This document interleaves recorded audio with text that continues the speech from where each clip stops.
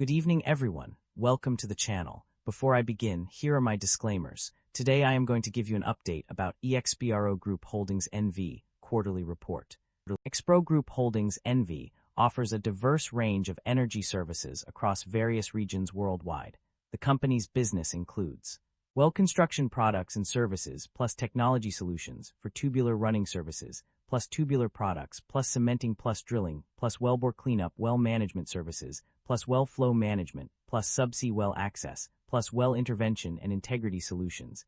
These services cater to exploration and production companies in approximately 50 countries, operating in onshore and offshore environments.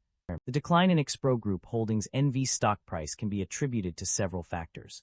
Despite securing significant contracts and showing strong operational performance, particularly in Q2 2025, the company experienced revenue declines in Q1 2025 and a revenue miss in Q3 2025. Analysts have consistently downgraded their sales and EPS expectations for EXPRO Group Holdings NV, contributing to the negative sentiment surrounding the stock. The company's weak first quarter results, which saw an 11% decline in revenue, set a tone for the rest of the year. Although EXPRO secured major contracts in Q2 2025, including a $120 million deal in Guyana and a 3-year contract with Woodside Energy, these gains were not enough to offset the negative impact of the first quarter results. Furthermore, analysts' downgrades have consistently weighed on the stock's performance, contributing to its decline. The company's inability to meet revenue expectations in Q3 2025 further exacerbated the situation. While EXPRO increased its full-year guidance for adjusted EBITDA and adjusted free cash flow, the negative sentiment surrounding the stock has persisted. Overall, a combination of weak quarterly results, analyst downgrades, and inconsistent performance have contributed to EXPRO Group Holdings NV's declining stock price over the past year. The primary drivers of revenue growth or decline can be summarized into 3 key areas. Revenue growth is primarily driven by increased demand for well construction and well flow management services in regions such as the Gulf of America, Cyprus, Iraq, Algeria, KSA, and the UAE. These regions have seen significant increases in revenue due to higher activity levels. On the other hand, revenue decline can be attributed to lower demand for certain services in specific regions. The ESSA segment has experienced a decline due to reduced well flow management and subsea well access revenue in the UK and Norway. Similarly, the MENA and APAC segments have seen declines due to lower well construction and intervention revenue in various countries. Overall, regional demand and activity levels are the primary drivers of revenue growth or decline for this company. The company's financial performance indicates a positive trend in its operating cash flow.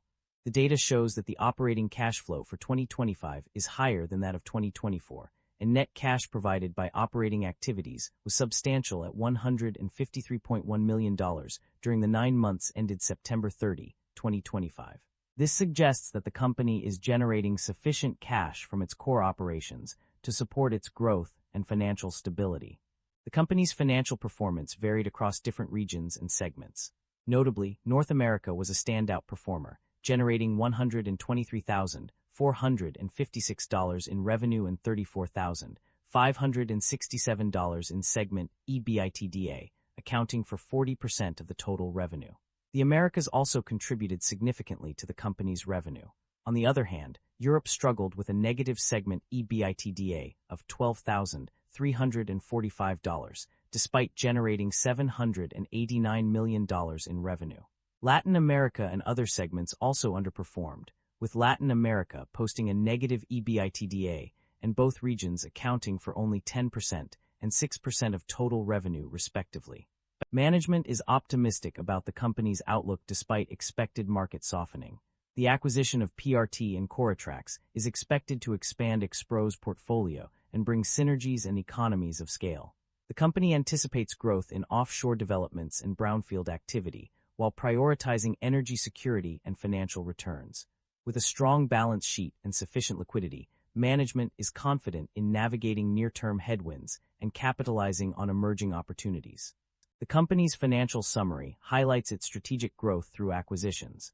In the past year, the company has made significant investments in 2 key deals. These acquisitions have contributed to the company's overall financial performance and are expected to drive future growth. The exact amounts of these transactions are $1 million as of September 30, 2025, and $1 million as of December 31, 2024. The company's financial summary reveals two key points regarding share management.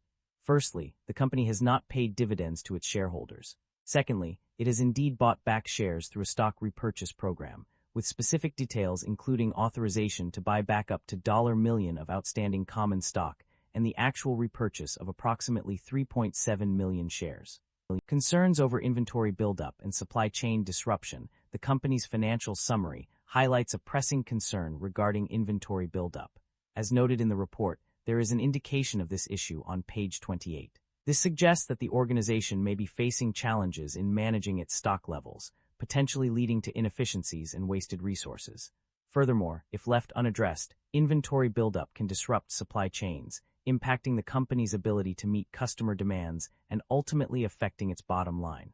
That concludes the financial summary for EXPRO Group Holdings NV. Feel free to comment below, and I will be happy to answer them when possible.